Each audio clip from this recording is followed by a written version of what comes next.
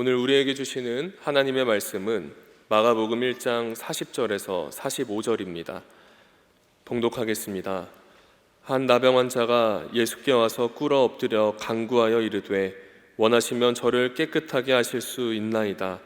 예수께서 불쌍히 여기사 손을 내밀어 그에게 대시며 이르시되 내가 원하노니 깨끗함을 받으라 하시니 곧 나병이 그 사람에게서 떠나가고 깨끗하여 진지라.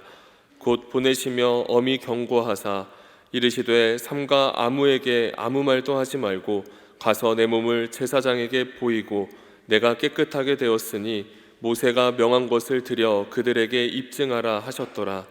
그러나 그 사람이 나가서 이 일을 많이 전파하여 널리 퍼지게 하니 그러므로 예수께서 다시는 드러나게 동네에 들어가지 못하시고 오직 바깥 한적한 곳에 계셨으나 사방에서 사람들이 그에게로 나아오더라. 아멘. 일제 강점기 시절 일본 사람들은 나병에 걸린 사람들을 소록도라고 하는 섬에 격리시켰습니다. 지금은 병 자체가 거의 사라졌다고 말할 수 있지만 그 섬에는 여전히 고통의 흔적들을 살펴볼 수 있습니다. 제가 중등부 담당하던 교육 전도사 시절이 있었습니다. 한 20여 년 전에 학생들과 함께 소록도로 중등부 수련회를 떠난 적이 있었습니다. 그 소록도에는 여러 교회가 있었는데 그 한 교회를 만나게 되었습니다. 저희 팀을 마중 나와주신 그 교회를 섬기시는 이 장로님을 만나게 되었는데요. 이 나병 환자가 어떤 분인지 대충 이렇게 알아보고 가지 않았겠습니까? 역시나 코도 좀 뭉그러지시고 눈썹도 없고 귀도 없으신 그런 분이었습니다. 그렇게 중증은 아니신 분이었는데요. 그분이 이제 교회 대표가 저니까 이제 반갑다고 악수를 하자고 손을 딱 내밀어 주었습니다. 그랬는데 역시나 이 손가락이 없는 그 손으로 저에게 악수를 청하시는 그 장로님의 손길을 저의 속으로는 아주 잠시 머뭇거리는 느낌이 있었습니다. 그 장로님은 전혀 눈치를 채지 못할 수도 있지만 제 마음으로는 혹시 악수하다가 전염되는 건 아니야? 그게 아니라는 걸 알면서도 몸에서는 거부하는 아주 짧은 반응이 있었습니다. 이내 저도 손을 내밀고 웃으면서 안녕하십니까 장로님, 저는 누구입니다. 이렇게 인사하며 저희의 수련회가 시작이 되었습니다. 제 마음속에 못내 그 장로님과 성도님들에 대한 아쉬움과 미안한 마음이 있었습니다. 그러면서 이제 본격적인 수련회가 시작이 되었는데요. 그 다음날 아침 이제 새벽 기도회를 6시에 하기로 정했습니다. 왜냐하면 그 본당에서는 우리 남학생들이 취침을 해야 되었는데 그 교회에서는 한 새벽 4시가 새벽 기도회라고 하더라고요. 근데 저희 때문에 6시로 이제 옮겨 주었습니다. 그럼에도 불구하고 그 교회를 섬기시는 그 나병에 걸리셨던 성도님들은 이 2, 3시에 교회를 오셨다고 하더라고요. 그렇게 일찍 교회에 오시던 습관이 있다 보니까 알고 있음에도 불구하고 2시, 3시에 이제 새벽에 그 새벽 기도회를 드리기 위해서 이제 본당으로 가게 되었습니다. 그러다 보니까 한 가지 특징들이 있잖아요. 새벽 기도회든 주일 예배든 보통 앉는 자리가 있지 않습니까? 그 자리를 찾아서 이렇게 아이들 사이로 이렇게 비집고 들어가다가 배려하는 마음으로 잘 갔음에도 불구하고 사람들이 이제 지나다니는 인기척을 중학생들이 느끼게 된 거예요. 그리고서 잠자다가 눈을 떴는데 이제 그 성도들과 이 눈이 마주치고 이러다가 이제 낮에 보았던 그 모습들이 이제 생각이 나니까 이 학생들이 정신이 번쩍 들었던 것 같아요. 그래서 보통 6시에 새벽 기도 하면 이 학생들 깨우는 게 쉽지 않거든요. 그런데 5시 반에 이 선생님들이 아이들을 깨우러 갔는데 이미 그때부터 오와열을 갖추고 질서정연하게 앉아있는 소식을 저에게 전해 주었습니다. 나중에 들어보니 그런 과정을 통해서 일찍 자리에 앉아서 이제 하루를 시작할 수 있었습니다. 그런데 가장 인상적인 장면 하나가 있었는데요. 여러 사역 가운데 저희가 봉사활동을 좀 많이 했습니다. 남자들은 남자들이 할 수 있는 일들을 하고 여학생은 이제 주로 가정에 들어가서 도움을 드리게 되었는데, 이 가장 기묘한 도움이 무엇이었냐면 이 콩과 팥을 가르는 일이었습니다. 이 손가락이 다 없으시니까 이 주먹으로는 콩과 팥을 가르는 게 아주 어렵대요. 그러다 보니까 여학생들이 콩과 팥을 가르면서 이 할머니와 대화하는 이제 그런 봉사들을 하게 되었습니다. 그런데 이제 시간이 흘러서 저희가 다른 프로그램이 시작을 해야 되는데 어느 집으로 간 두 여학생이 안 오고 있다라는 소식을 들었습니다. 그래서 제가 급히 그 가정을 방문해 보았더니 역시나 이제 콩과 팥을 가르고 있어요. 그러면서 이제 그 할머니하고 이야기를 하다 보니까 이 할머니는 더 대화를 하고 싶으셨던 것 같아요. 그러니까 여학생들도 시간이 지난 걸 알면서도 더 이야기하지 못하고 그 자리에 있었던 겁니다. 저도 잠시 상황을 보니 그런 느낌이 들어서 제가 양해를 구하고 할머니, 저희가 다른 사역이 있어서 이만 자리에서 일어나야 될 것 같습니다, 이런 말씀을 좀 드리게 되었습니다. 그러자 이 할머니도 무슨 말씀인지 정확하게 아시니까 떠나는 저와 두 여학생을 바라보면서 이렇게 이야기를 하는 거예요. 여기 와줘서 고마워요. 나중에 천국에서 건강한 모습으로 우리 만나요. 이 짧은 한마디를 해주셨습니다. 어찌 보면 한평생 건강하지 못한 모습과 사람들의 불편한 시선과 고립된 섬에서 살아야 했던 그 외로움으로 살아갔지만 저 천국에서는 건강한 모습으로, 아름다운 모습으로 다시 만나요. 이 할머니의 짧은 이 한마디는 지금도 20여 년이 지났지만 저의 마음속에 큰 울림으로 남아 있었습니다. 사랑하는 성도 여러분, 오늘 본문 말씀에 등장하는 나병 환자라고 하는 그 한 분은 어찌 보면 소록도에 계셨던 분과는 비교할 수 없는 더 중증의 상태에 있었던 분으로 생각이 됩니다. 그런데 그분이 예수님을 만나러 오게 된 장면을 기록하고 있다는 것입니다. 이 레위기 13장 말씀에 보면 이 나병에 대한 규정이 나와 있는데요, 이 나병이라고 하는 건 그 당시에 천형이라고 표현하기도 합니다.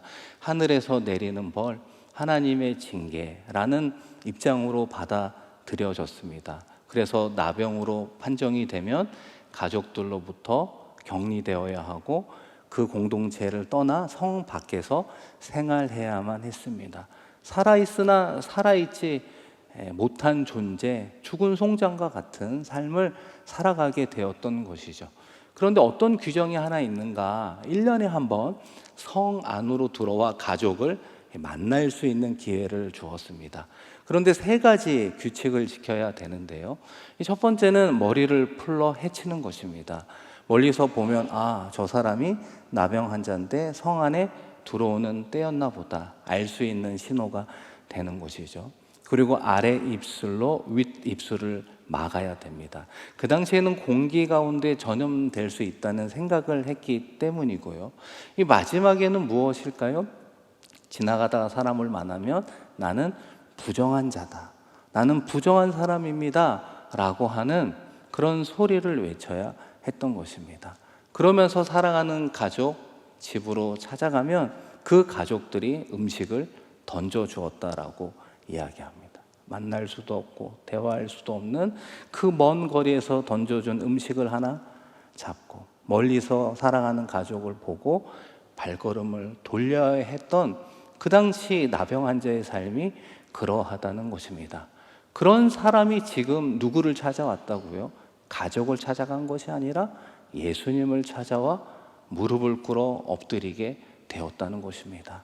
그 과정 가운데 사람들을 잘못 만나면 돌로 쳐 죽이면 그건 살인죄가 아닙니다. 정당방위였고 그렇게 수많은 나병 환자들의 목숨도 잃어버렸던 것입니다. 목숨을 잃을 수 있는 그런 상황 가운데에도 이 나병 환자는 예수님 앞에 나오게 되었다는 거예요. 도대체 나병 환자는 왜 예수님 앞에 나오게 되었을까요? 우리가 이 부분을 유추할 수 있는 병행 본문이 있습니다. 동일한 사건을 다른 복음서에서 기록한 본문을 병행 본문이라고 하는데요, 이 마태복음에 보면 이 8장에 그런 내용이 나오는데 여러분, 이 마태복음은 5장, 6장, 7장 이렇게 8장으로 연결이 됩니다. 이 5장부터 7장까지를 우리는 산상수훈이라고 하죠. 산에서 예수님께서 말씀을 전해준, 요즘으로 이야기하면 말씀사경회를 했다 생각하시면 됩니다. 그런데 그 5장은 무엇으로 시작합니까? 팔복으로 시작된다는 걸 알아요. 심령이 가난한 자는 복이 있나니 무엇이 저희의 것임이라? 천국이 저희의 것입니다. 나병 환자의 눈이 커졌습니다. 귀가 활짝 열렸습니다. 천국이 마음이 가난한 자가 갈 수 있는 곳이야? 마음을 열기 시작했습니다. 6장으로 넘어가면 어떤 말씀을 예수님이 주십니까? 골방에서 기도하라. 은밀한 가운데 들으시는 하나님이 응답해 주신다. 예수님께서 가르쳐 주신 기도를 배우게 된 것이죠. 아버지의 뜻이 하늘에서와 같이 땅에서도 이루어지기를 원합니다.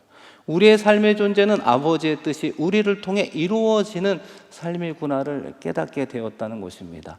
7장에 넘어가면 어떤 말씀이 등장합니까? 넓은 문과 좁은 문이라는 말씀이 나오잖아요. 넓은 문은 많은 사람이 찾아가지만 쉬운 길이지만 그 끝은 멸망의 길이다. 좁은 길은 협착하여 찾는 이가 없지만 생명의 길이다 라는 말씀 앞에 이 나병 환자도 귀를 열고 마음을 열고 주님 앞에 나오게 되었다는 것입니다. 여러분, 마태복음 8장 1절 2절 말씀인데요, 다 같이 한번 읽겠습니다. 예수께서 산에서 내려오시니 수많은 무리가 따르니라. 한 나병 환자가 나와 절하며 이르되 주여 원하시면 저를 깨끗게 하실 수 있나이다 하거늘. 앞서 말씀드린 산상수훈의 핵심을 듣고 예수님 앞으로 나아오지 않을 수 없었던 것입니다. 하나님의 나라의 복음을 들었던 것이죠. 믿음이라고 하는 것은 하나님의 말씀을 들을 때 생겨나는구나 알 수 있습니다. 나병 환자의 가장 궁금함은 내가 어떻게 하여야 하나님의 백성이 될 수 있을까? 내가 어떻게 하여야 저 천국에 들어갈 수 있을까? 내가 어떻게 하여야 하나님의 자녀로 이 땅 가운데 살아가는가? 라고 하는 그 질문을 예수님에게 듣지 않으면 견딜 수 없고 평생의 후회가 될 것 같아 예수님 앞에 나오게 되었다는 것입니다.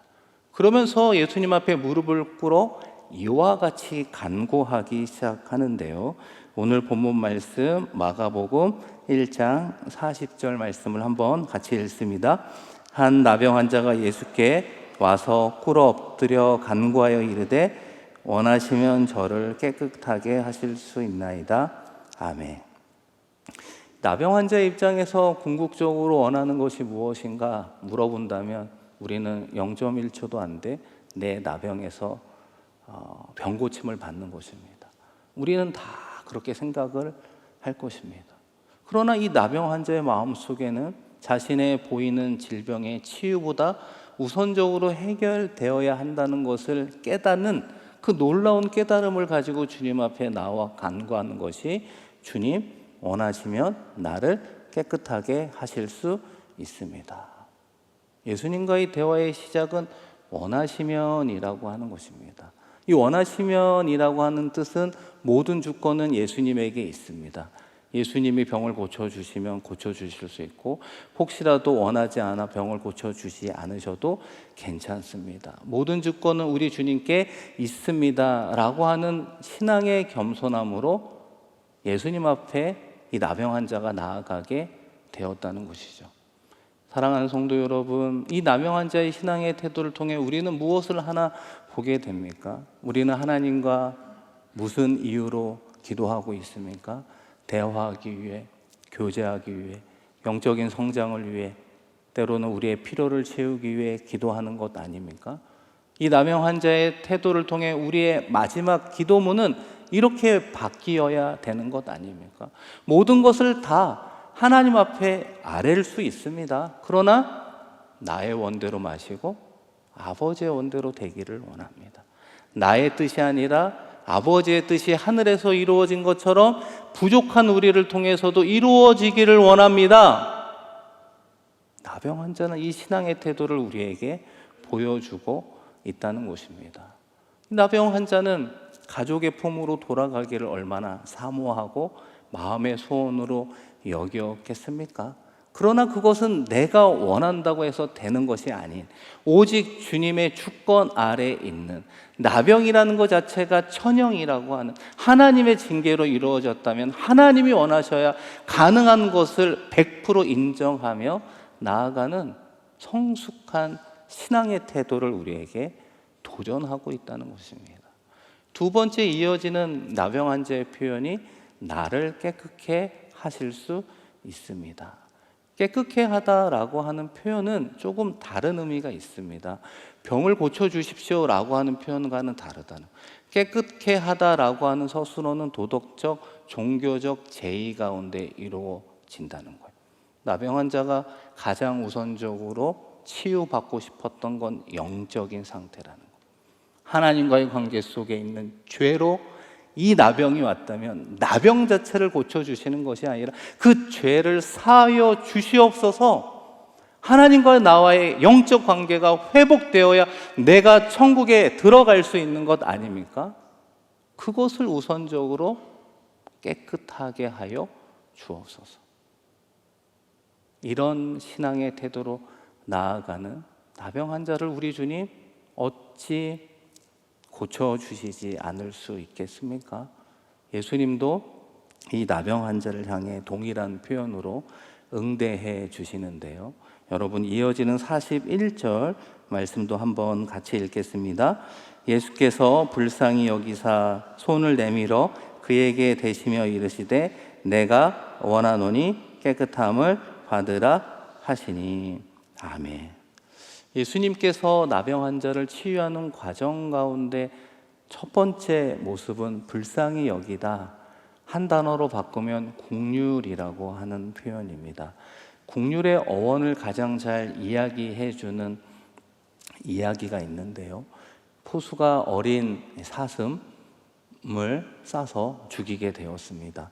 그러다 그 모습을 본 그 어미 사슴이 그 죽은 새끼 사슴 곁으로 다가와 펄쩍펄쩍 뛰며 숨을 헐떡이다가 그 자리에 쓰러져 죽고 말았다고 합니다. 아니, 그래서 총에 맞지도 않았는데 이 어미 사슴은 왜 이렇게 안타깝게 펄쩍거리다 죽었을까? 그래서 그 어미 사슴의 배를 갈라보니 그 어미 사슴의 창자가 끊어져 있었다라고 합니다. 창자가 끊어진다라고 하는 것을 단장이라고 표현하지 않습니까? 이 단장의 고통이라고 하는 거죠. 아이를 잃어버린 어미의 애끓는 심정을 표현한 그 표현이 이 긍휼이라고 하는 어원과 뿌리가 같다는 것입니다. 우리 예수님께서 나병 환자를 불쌍히 여겨주셨다, 긍휼의 렌즈로 바라보셨다라고 하는 건 단순한 시선만 보여주신 것이 아니라 예수님의 창자가 끊어질 듯한 그 새끼를 잃어버린 어미의 애끓는 심정으로 나병 환자를 바라보아 주었다는 거예요.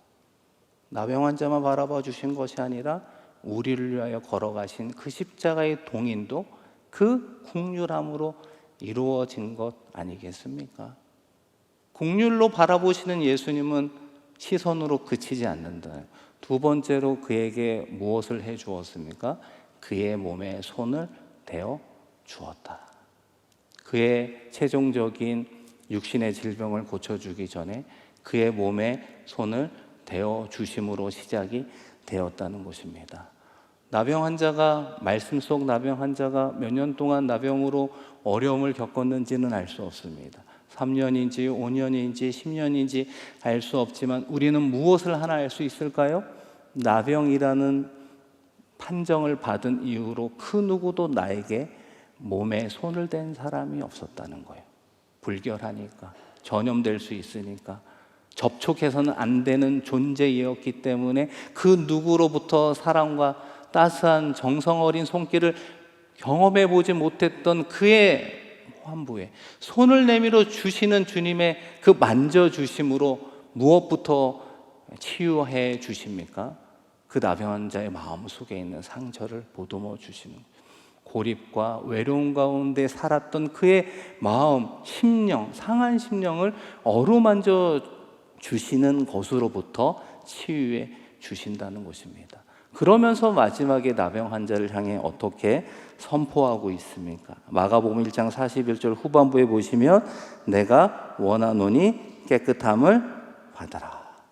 나병 환자의 간구 그대로 응대해 주시는 것을 알 수 있습니다. 내가 원하노니 나병 환자의 영적 겸손함으로 응대해 주시고 깨끗하게 해 주셨습니다. 영적인 관계를 우리 주님께서 깨끗하게 이루어 주셨죠. 거룩하게 해 주셨습니다. 그리고 보이는 나병이라는 질병 또한 깨끗하게 치유해 주었음을 보게 된다는 것입니다.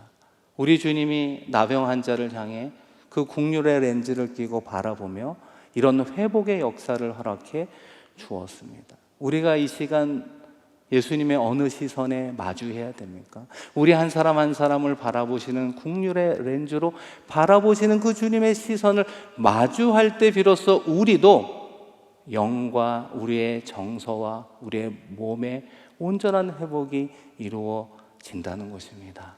사랑하는 성도 여러분, 이 성경 속 나병 환자는 궁극적으로 누구를 가리키고 있을까요? 여러분, 이 나병 환자는 지금 누구를 이야기하고 있는 것일까요? 2000년 전에 어느 한 인물을 이야기하는 것이 아니라 바로 저를 가리키고 있다는 것입니다.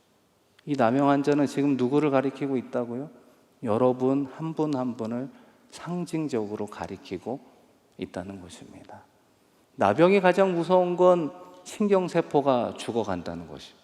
신경세포가 죽어가니 바늘로 찔러도 통증을 느끼지 못하고 뜨거운 물을 부어도 통증을 느끼지 못하는 세포들이 죽어가면서 무뎌지면서 손가락이 잘려가도 그 아픔을 알지 못하고 코가 문드러지고 귀가 없어져도 아픔을 느끼지 못하고 그 손끝으로 그 콧구멍과 귓구멍을 통해 진물이 흘러나오는 그 모습조차도 인식하지 못하고 살아가는 그 나병 환자는 저와 여러분을 가리키고 있다는 것.